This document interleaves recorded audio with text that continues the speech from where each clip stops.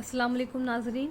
आज हम पढ़ेंगे ममलूक डायनेस्टी और ये वीडियो मैंने एक रिक्वेस्ट पर बनाई है। तो चले हम पढ़ते हैं इसको।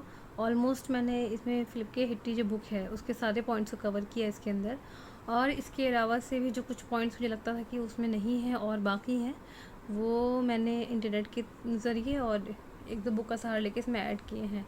फिर भी अगर कुछ रह जाता है तो आप नीचे कमेंट में ज़रूर बताएं ताकि उससे हमारी मालूमात में भी इजाफा हो। तो चलिए चैप्टर को शुरू करते हैं।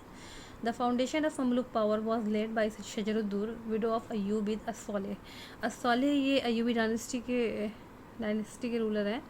इनकी विडो है ये शजरुद्दूर, और जो शजरुद्दूर थी वो ओरिजिनली टर्किश थी और आर्मेनियन स्लेव थी। She became the Sultana for 80 days only, और 80 दिन के लिए सिर्फ ये वहाँ पे उन्होंने मतलब जो अपना पूरा सल्तनत थी उसको संभाला था और ये सुल्ताना बनी थी। और उसके बाद इन्होंने क्या किया, इज़ुद्दीन ऐबक जो खलीफा डिक्लेयर होते हैं यानी कि वहाँ के फिर सुल्तान डिक्लेयर होते हैं, उससे शादी कर लेती हैं। ऐबक यानी कि जो पहले ममलूक सुल्तान है 1250 से 57 तक, यानी तकरीबन 7 साल ये खलीफा रहे हैं। Was the first of Mamluk sultan, ये पहले सुल्तान है ममलूक के।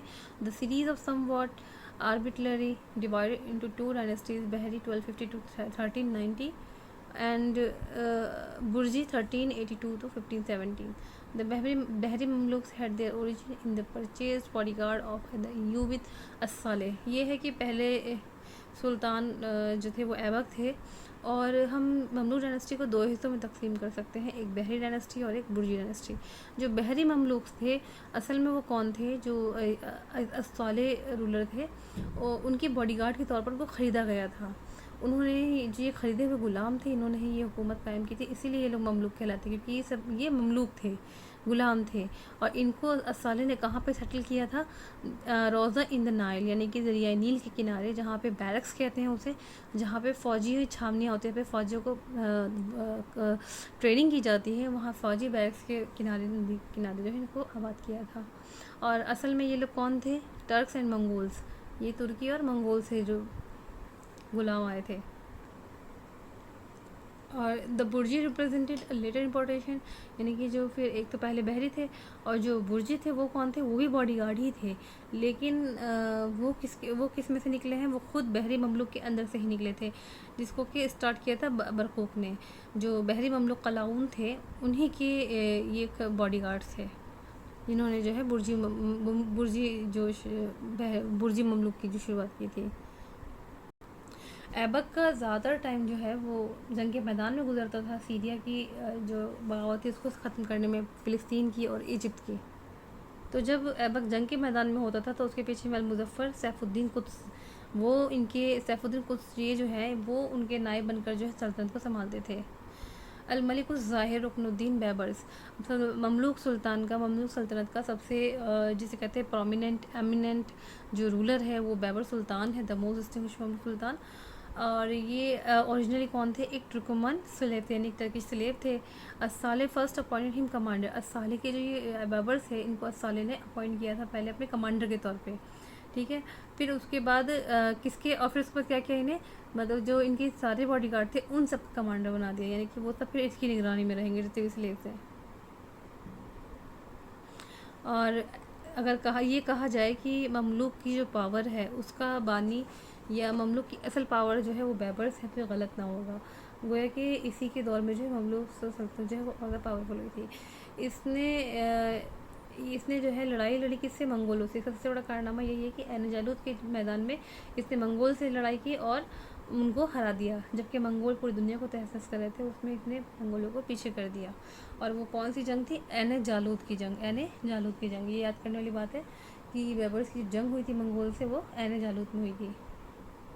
बैबर्स जो था वो एक मिलिट्री होने के साथ साथ वो एक आर्मी ऑर्गेनाइज़र भी था। उसने क्या किया, नेवी को फिर से रिबिल्ड किया, और जो सीरिया के किले थे उनकी यानी कि तहदीद में, यानी कि उनकी हिफाजत में और ज़्यादा मजबूती पैदा की। Of his architectural monument, both the Great Mosque and the school bearing his name have survived. The mosque was turned into a fort by Napoleon, यानी कि जो बैबर्स ने स्कूल बनवाया था, एक मॉस्क बनवाया था। जो कि उसके नाम से ही था। और जो उसने मस्जिद बनवाई थी उसको क्या हुआ, नेपोलियन के ज़रिए, यानी जब नेपोलियन ने वहाँ हमला किया था, इजिप्ट पे कब्ज़ा कर लिया था, तो इन्होंने उसको मॉस्क को क्या बना दिया, किला बना दिया था। The present Zahiria library in Damascus is structured under the dome of which he was buried। ठीक है, दमिश्क यानी कि सीरिया के अंदर, दमिश्क के अंदर एक ज़ाहिरिया लाइब्रेरी है, उसके डोम यानी कि उसका जो गुंबद है ठीक उसके नीचे जो है ये दफन है। उस ज़माने में चलन हुआ करता था कि जो मरकज़ी इमारत होती थी उसके गुंबद के नीचे उसका बानी या उसे बनाने वाला जो है वो दफन हुआ करता था। तो इसलिए ये ज़ाहिरिया लाइब्रेरी जो दमिश्क में है उसके डोम के नीचे ये दफन है। Almost spectacular event of Weber's reign was his inauguration of a new series of Abbasid caliph. अच्छा, इसके दौर का एक कारनामा ये भी है कि इसने क्या किया था, अब्बासिद कैलिफ के न्यू सीरीज़ शुरू करी। और क्या किया इसने, उसमें क्या था, वो सिर्फ नाम के खलीफा होते थे, लेकिन जो अथॉरिटी होती थी और जो पूरा हुक्म चलता था, कब्ज़ा चलता था, वो इसी का चलता था। When in 1517 the Ottoman Sultan Salim wrested Egypt from the Mamluk, he carried away with him to Constantinople। और फिर जो ये अब्बासी खलीफा था, 1517 में जब ऑटोमन सुल्तान सलीम ने जब इजिप्ट फतह किया था, तो उसने क्या किया, इस अब्बासी खलीफा को अपने साथ ले गया। और इस तरीके से जो ये हुकूमत है ये ऑटोमन में यानी कि तुर्की में जो है मुंतकिल हो जाती है। और वो खलीफा कौन था, कैलिफ अल मुतवक्किल। इसका नाम याद रखिएगा, ये पेपर में पूछ सकते हैं, कैलिफ अल मुतवक्किल। ठीक है, और इस तरीके से जो है वो एक पपेट जो अब्बासिद रूलर्स हैं उनकी भी शुरुआत होती है सुल्तान सलीम के थ्रू। आफ्टर बहरी ममलूक में एक और एक आउटस्टैंडिंग सुल्तान जो है वो कलाउन है। कलाउन जो है वो असल में वो भी एक ग़ुलाम था, टर्की ग़ुलाम। कहाँ से, फ्रॉम किपचैक से। हिज सरनेम वॉज अल अल्फ़ी। उसका नाम जो सरनेम था वो अल अल्फ़ी था, क्योंकि इसके लिए जो है अल सालेह ने जो है 1000 दिरहम पे किए थे, इसलिए इसका नाम जो है अल अल्फ़ी पड़ जाता है कलाउन का। बहरी ममलूक में 2 सुल्तान सबसे ज़्यादा अहम है, एक बैबर्स, एक कलाउन। और अल ऐबक इसलिए अहम है क्योंकि उन्होंने इस डायनेस्टी की जो है शुरुआत की है। Qalawun won distinction in other field in Cairo he erected a hospital. इसने क्या किया, कैरो के अंदर यानी काहिरा के अंदर एक हॉस्पिटल बनाया, कनेक्टेड विद स्कूल मॉस्क, और उसके साथ एक मस्जिद। और वो मस्जिद क्या थी, स्कूल थी, समझो कि वहाँ पे मस्जिद के टाइम पे नमाज के वक्त नमाज होती और पढ़ाई के टाइम पे वहाँ पे पढ़ाई की जाती। ऐसा इसने मतलब एक हॉस्पिटल तामीर किया और उससे लगा हुआ एक समझो मदरसा नुमा मस्जिद भी बनाई। इस hospital was al Maristan al Mansuri. इसके हॉस्पिटल का नाम क्या है, al Maristan al Mansuri. The most famous of his building, ये इसकी सबसे मशहूर बिल्डिंग है। The last Bahri ruler al Nasir's great grandson, यानी कि अल नासिर जो सुल्तान थे उनका पर पोता अस्साले हज्जी इब्ने शाबान था। ये लास्ट रूलर था, लास्ट बहरी रूलर था। और ये जो था और ये एक छोटा बच्चा था, जिसकी वजह से इसकी डायनेस्टी में इसको क्या किया, 2 साल के बाद जो बरकूक यानी कि जो बुर्जी सल्तनत का जो बुर्जी हायरार्की का जो फाउंडर है, उसने फिर इस डायनेस्टी को अपनी तरफ मुंतकिल कर लिया और वो बुर्जी ममलूक का बानी कहलाया। जो बरकूक था उसने अपने कैरियर कैसे शुरू किया था, एक slave of the son of al Ashraf Shaban. ठीक है, उसने एक स्लेव के तौर पे अल अशरफ शाबान के स्लेव के तौर पे पहले उसने अपना कैरियर स्टार्ट किया था। ठीक है, फिर उसके बाद क्या होता है, फिर इस तरीके से फिर बाद में क्या करते हैं वो अपनी खुद की खुद मुख्तारी जो है वो जाहिर कर देते हैं। ये बहरी ममलूक का जो चार्ट है वो मैंने थोड़ा सा बनाया है, सिर्फ 7 खलीफा तक बनाया है, बाकी का नहीं बनाया। तकरीबन इसके अंदर 24 सुल्तान थे, लेकिन जो इम्पोर्टेंट है इनकी क्रोनोलॉजिकल पूछी जा सकती है या इनका आगे पीछे का पूछा जा सकता है, तो इसलिए मैंने इनके बारे में लिख दिया है। पहले क्या है, अस्साले अल अय्यूब है, ये इनके ग़ुलाम थे ऐबक। तो पहले सुल्तान कौन बने, ऐबक बने, उनके बाद नूरुद्दीन बने। लेकिन उसके बाद फिर कौन हुए, कुतुज़ कौन है, ये वही है जो कि ऐबक जब जंगी मैदान में होते थे तो ये इनकी जगह जो है सल्तनत संभालते थे। तो इनके कितने ग़ुलाम हो गए अस्साले के, ऐबक, कुतुज़। अच्छा, इनको इस लाइन में इससे रखा है एक साथ क्योंकि ये सब ग़ुलाम थे, और जो नीचे टाउन की तरफ आ रहे हैं फिर उनके बेटे होते हैं। तो पहले ऐबक है, फिर दूसरे उनके बेटे नूरुद्दीन अली हैं, फिर तीसरे ये भी साले अय्यूब के ग़ुलाम कुतुज़ है, फिर चौथे बेबर्स जो है ये भी अस्साले अय्यूब के बेबर्स जो है ये भी ग़ुलाम हैं, जिनको कि फिर कमांडर बनाया था स्लेव्स का। चौथे ये हो गए। चौथे के बाद पांचवे कौन बनते हैं? बरका बनते हैं, ये इनके बेटे हैं। फिर छठे सलामिश बनते हैं, ये भी इनके बेटे हैं। फिर कलाउन जो इम्पोर्टेंट है, ये भी कौन है? अस्साले अय्यूब के ग़ुलाम है। यानी कि इसमें जो ज़्यादा अहम बादशाह, जो ज़्यादा अहम सुल्तान हैं, वो चारों के चारों ग़ुलाम हैं। ऐबक, कुतुस, बेबर्स एंड कलाउन। नूरुद्दीन, बरका, इंतलामिश और फिर इसके सोन, इसके आगे के जो है वो सब इतने इंपॉर्टेंट नहीं है। पेपर में आ जाए तो अल्लाह मालिक है फिर। ठीक है, 24 सुल्तान थे टोटल, और इतने सारे नाम रखना मुमकिन नहीं है, इसलिए मैंने उनको यहाँ पे जिक्र नहीं किया है। और जो बरकूक, जो बुर्जी सल्तनत है, उसके अंदर एक ही जो बरकूक जो उसके फाउंडर हैं, सबसे ज़्यादा अहम वही हैं, क्योंकि उन्होंने क्या किया था, इब्न खलदून को भी अपने यहाँ कादी रखा था। और अल अशरफ तुमान बे, ये कौन थे? बुर्जी ममलुक के लास्ट खलीफा थे। उसके कौन थे? बहरी के अल साले हजी इब्न शाबान थे। इसके बाद है इंटेलेक्चुअल एंड आर्टिस्टिक एक्टिविटी।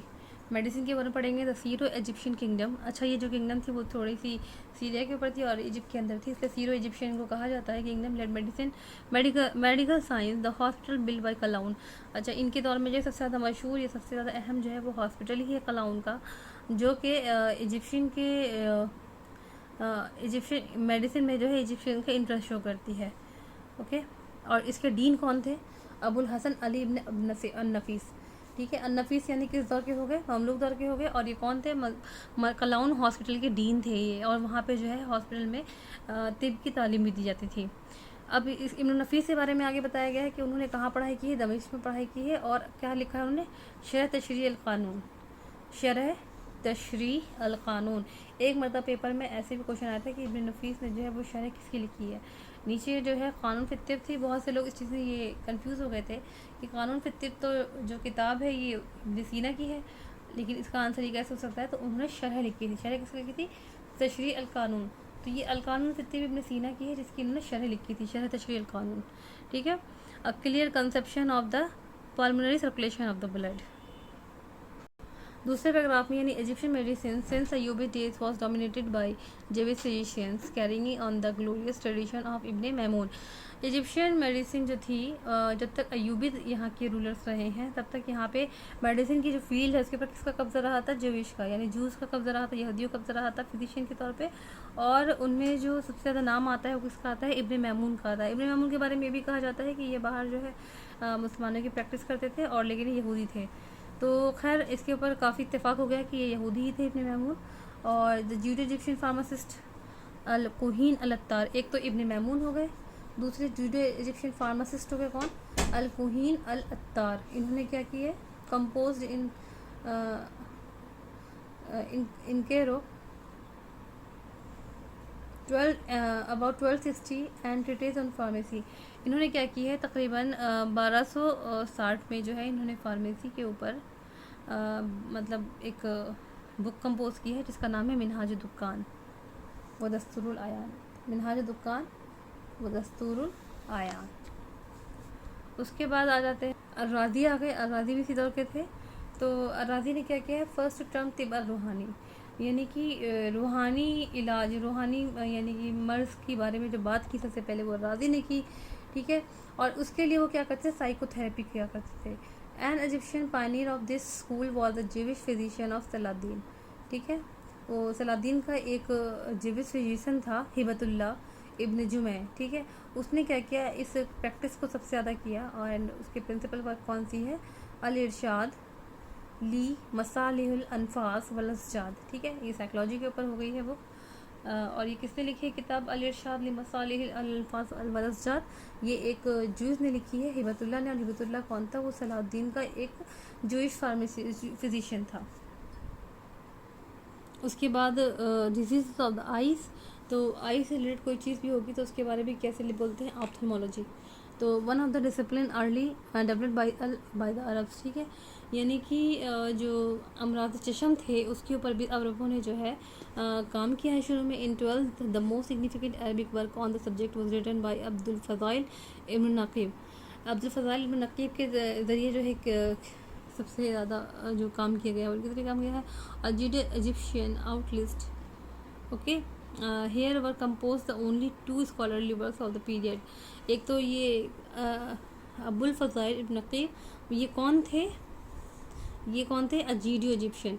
यानी पता चलता है कि यहूदी जो थे एक बड़ी तादाद के अंदर इस दौर में पाए जाते थे। यानी कि अगर कोई इल्म वाला है तो उसको इन लोगों ने अपने यहाँ रखने से गुरेज नहीं किया था मज़हब की बिना पर। तो अल-फज़ाइल इब्न नक़ीब ने जो है क्या लिखी है, अल-काफ़ी फ़िल कुल, सॉरी ये इसने नहीं लिखी है,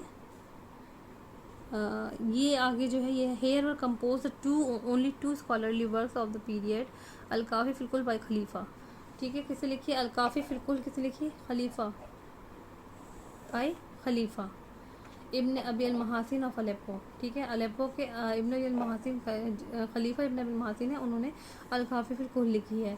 और ये कौन थे? फ़ज़ाइल इब्न नाक़िद, ये जूडियो इजिप्शियन थे। इनकी किताब का यहाँ पे जिक्र नहीं है, लेकिन इन्होंने ज़रूर कोई बड़ा इसमें यहाँ पे अच्छा सर्विस दी होगी जब इनका नाम है। उसके बाद एक और किताब हो गई नूरुल उयून व जामिउल फ़ुनून बाय सलाहुद्दीन इब्न यूसुफ। तो कितनी किताब हमने पढ़ी यहाँ पे? अल-काफ़ी फ़िल कुल किसकी है? बाय खलीफा की, और नूरुल उयून व जामिउल फ़ुनून बाय सलाहुद्दीन इब्न यूसुफ। इस किताब के बारे में अल-काफ़ी फ़िल कुल के बारे में एक सवाल आया है, आई थिंक 2014 में आया है, नॉट श्योर। लेकिन अल-काफ़ी फ़िल कुल जो किताब आया था तो उसके बाद खलीफा लिखा हुआ था। तो ज़्यादातर बच्चों ने इस टाइम खलीफा को जो है वो हाजी खलीफा समझा, जो ऑटोमन्स के थे। तो ये पूरा नाम इनका क्या है? By Khalifa ibn Abi al Mahasin of Aleppo, ये अलग है। और दूसरी किताब कौन सी है? नूरुल उयून, जैसे कि नाम से पता चल रहा है कि ये आँखों की किताब होगी, वो जामिउल फ़ुनून। उसके बाद एक और किताब है उयूनुल लम्बा फ़ी तबक़ात अल अतीबा bye Abdul Latif al Baghdadi. Uyunul लम्बा किताब का एक ही बार आया हुआ है इतने सालों में, यानी कि 2004 से जो मैंने अब तक 2021 तक के पेपर्स का जो जायज़ा लिया है उसके अंदर ये पेपर की सवाल सिर्फ एक ही बार आया है। उयूनुल लम्बा फ़ी तबक़ात अल अतीबा bye Abdul Latif al Baghdadi.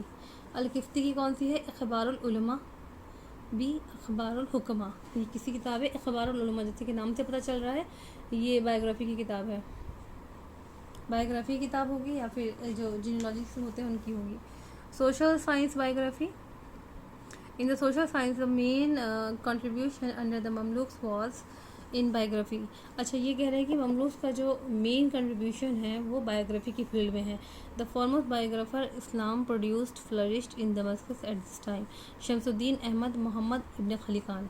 Shamsuddin Ahmad ibn Muhammad ibn Khallikan. Ibn Khallikan के बारे में हम लोगों ने काफ़ी सुना है, पढ़ा है, ये नोन है हमारे लिए काफ़ी। He was educated eight Aleppo. इन्होंने तालीम कहाँ हासिल की है? अलेप्पो में की है, एंड दमिश्क में। अलेप्पो कहाँ है? दमिश्क के अंदर है। एंड 1216 वॉज अपॉइंटेड, यानी कि और 1261 में वो कैसे चीफ काजी अपॉइंट हो गए सीरिया के। इब्न खलीकान चीफ काजी सिलेक्ट हुए कहाँ के? सीरिया के, विद हिज हेडक्वार्टर ऑफ दमिश्क। हिज वफ़ायतुल अयान व अम्बा अबनज़मा। अब इनकी किताब कौन सी? वफ़ायतुल अयान, ये एक बायोग्राफिकल बुक है। इसके अंदर यकीनन उन्होंने बड़ी बड़ी हस्तियों की जो है बायोग्राफी को जमा किया होगा। तो इब्न खलीकान की बुक क्या है? वफ़ायतुल अयान, और ये अलेप्पो के काजी बने थे।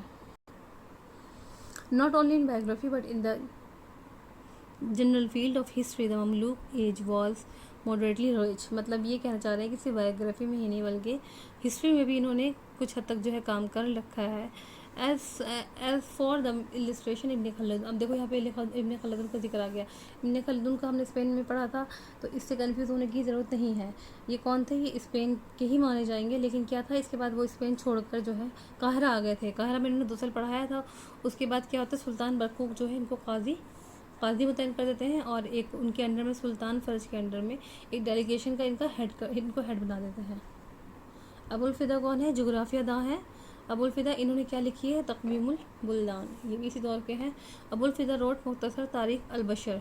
तारीख़ अल बशर भी किसने लिखी है? तारीख़ अल बशर, ये अबुल फ़िदा लिखी है। ये भी पेपर सवाल मैच द फॉलोइंग में आया था। तारीख़ अल बशर अबुल फ़िदा की लिखी हुई किताब है। इब्न तुग़रिल Birdi had a close relation or connection with many sultans. His major work is अल-बिदरी की इब्न तुग़रिल बिदरी की जो किताब है वो किसका नाम क्या है? अन-नुजूमुज़ ज़ाहिरा फ़ी मुलूकुल मिस्र वल काहिरा। ये इनकी जोग्राफ़ी की बुक है, अन-नुजूमुज़ ज़ाहिरा फ़ी मुलूक मिस्र वल काहिरा। उसके बाद आ जाते हैं Jalaluddin Suyuti. was one of the most prolific author of Islam. Okay, ये नोन है हमारे लिए. His best known work are अल-इत्क़ान, इनकी बेस्ट किताब कौन सी? अल-इत्क़ान है. और अल-मुज़हिर फ़ी उलूम अल-लुग़ा है. उसके बाद अगली किताब है इनकी हुस्नुल मुहाज़रा फ़ी akhbar min wal Qahira. The most eminent of Mamluk historian was beyond about Taqiuddin. ठीक है, उसके बाद नाम किसका आ गया? तक़ीउद्दीन अहमद का. तक़ीउद्दीन अहमद. तक़ीउद्दीन अहमद कौन है? Ibn Taymiyya al Maqrizi held several high officers in deputy काजी as a school teacher and native town. ठीक है, ये डिप्टी काजी बने और अपने टाउन के टीचर्स ही बने. His title to fame rest on his al Mawaiz wal Itibar. Al Mawaiz wal एतबार, इनका जो इनका अल मक़रिज़ी जो है, इनका जो फेम है, यानी कि जिसकी वजह से इनको बहुत ज़्यादा फेम हासिल हुआ, वो कौन सी किताब है? अल मवाइज़ वल एतबार. उसके बाद आते हैं अहमद अन-नुवैरी, ऑथर ऑफ निहायतुल अरब फ़ी फ़ुनूनुल अरब. अहमद नुवैरी, निहायतुल अरब फ़ी फ़ुनूनुल अदब. आई नो ये बहुत डिफ़िकल्ट है इतने सारे नाम याद रखना, बट ना पढ़ना भी तो कोई अक्लमंदी नहीं है, इनको ज़रूर देख लिया जाए. और कभी कभी खाली वक्त में भी ऐसी वीडियो लगा के देख लिया जाए. मैं इस तरह करती हूँ तो मुझे काफ़ी हद तक चीज़ें याद होने लगती हैं. अहमद अल कलकशांदी, इन्होंने क्या लिखी है? सुबुल अशा लिखी है. अहमद इब्न माजिद ऑफ नजदी. ठीक है, नजद के रहने वाले इब्न माजिद हैं. इनका भी बड़ा नाम है क्योंकि इनका एक कंट्रीब्यूशन ये है कि इन्होंने वास्को द गामा को जो है इंडिया का रास्ता बताया था. और 1498 में इन्होंने क्या किया था? इंडिया का रास्ता बताया था वास्को द गामा को. फिर उसके बाद आते हैं तक़ीउद्दीन अहमद इब्न तैमिया, 1263 से 1328. इनकी डेट इंपॉर्टेंट है, अगर कोई याद कर ले तो अच्छी बात है. 1263 से 1328 तक. हु वॉज बॉर्न इन हर्रान, इनकी जाए पैदाइश भी इंपॉर्टेंट है, पूछा गया कुछ पेपर्स में. ये हर्रान में पैदा हुए थे और दमिश्क में फ्लरिश हुए थे. हर्रान कहाँ का एरिया है? बाइज़ंतीनी एरिया का इलाका है. वहाँ पे जब बहुत ज़्यादा कॉन्फ्लिक्ट्स बढ़ गए और लड़ाई वगैरह बढ़ गई तो वो उनके फादर जो है उनको लेके दमिश्क आ गए थे. और ये ममलूक दौर से ही ताल्लुक़ रखते हैं, बहरी ममलूक से. इनकी किताब है मिनहाजुस सुन्ना अन-नबविय्या अल-जवाब सही लिमन बद्दल अल-मसीह दीन अल-मसीही. इनकी किताब है ये भी. ये किताब इंपॉर्टेंट किताब है इनकी. अल-जवाब सही, सिर्फ पूरा नाम तो नहीं आता है पेपर में, इतना नाम आता है अल-जवाब सही. उसके बाद क्या है? अल-अस्मा व सिफ़ात. इनकी किताब है, अगली किताब है अल-अस्मा व सिफ़ात. अगली किताब है इनकी अर्रद अल-मंतिक़िय्यीन, अर्रद अल-मंतिक़िय्यीन. उसके बाद आते हैं इब्न हजर अल-अस्क़लानी. इनके बारे में इन्होंने ये कौन से चीफ़ काज़ी ऑफ कैरो, ये इस सन में बरस्कानी. इनकी डेट ऑफ बर्थ ये है 1372. यानी कि अगर क्रोनोलॉजिकल ऑर्डर्स में आए तो इब्न तैमिया के बाद ही रखना है इन्हें. ये इब्न तैमिया से काफ़ी बड़े, मतलब काफ़ी छोटे हैं. इब्न तैमिया की वफ़ात 1328 में हो गई है, ये 1372 में पैदा हुए हैं. तो चीफ़ काज़ी ऑफ काहिरा, ये चीफ़ काज़ी थे काहिरा के. और इनकी किताब है फ़तहुल बारी, यानी इमाम बुखारी ने जो किताब लिखी थी, इमाम बुखारी, वो बुखारी शरीफ सही बुखारी, उसकी शरह लिखी है उन्होंने फ़तहुल बारी. और बुलूगुल मराम इनकी किताब है. लिसानुल मीज़ान है, अल-इसाबा है, अदरुल कामिना है. अदरुल कामिना, लिसानुल मीज़ान, फ़तहुल बारी और बुलूगुल मराम, ये किताबें तो एग्ज़ाम में आ चुकी हैं. अल-इसाबा का मुझे ध्यान नहीं है. शरफुद्दीन मोहम्मद अल-बूसीरी. शरफुद्दीन मोहम्मद अल-बूसीरी कौन है? इन्होंने जो है कसीदा अल-बुर्दा कंपोज़ किया है. शरफुद्दीन मोहम्मद अल-बूसीरी ने कसीदा बुर्दा कंपोज़ किया है, यानी कि ये वाली नात मौला सल्लल्लाहु अलैहि वसल्लम वाली, यानी कि वो भी समझो कि ममलूक दौर की, यानी काफ़ी पुराना कसीदा है वो भी. फिर one of the best event of Burji Mamluk, ये इवेंट है बुर्जी ममलूक का. जो बेस्ट इवेंट क्या है? वो कॉन्क्वेस्ट ऑफ सिप्रस बाय बैबर्स. बर्स बे एक बैबर्स है जो किस में है? बहरी ममलूक में. एक बर्स बे है, ये बुर्जी ममलूक में है. उसमें भी जो बैबर्स ऑफ एनजालूत में मंगोलों को भगाया था, और जो ये बर्स बे है इन्होंने सिप्रस की फ़तह की थी. एंड द आर्किटेक्चर मोनूमेंटल और मॉस्क ऑफ बरकूक. और उसके बाद क्या है? और सिर्फ ये फ़तह कारनामा हुआ था, ज़्यादा कोई कारनामा बुर्जी ममलूक में हुआ नहीं है. और एक आर्किटेक्चर मोनूमेंट और मॉस्क ऑफ बरकूक. आर्किटेक्चरल मोनूमेंट्स में क्या अहम है? बरकूक की मस्जिद और मदरसा कातबे, ये दोनों चीज़ें अहम हैं. Ibnul Qayyim was the disciple of ibn Taymiyyah.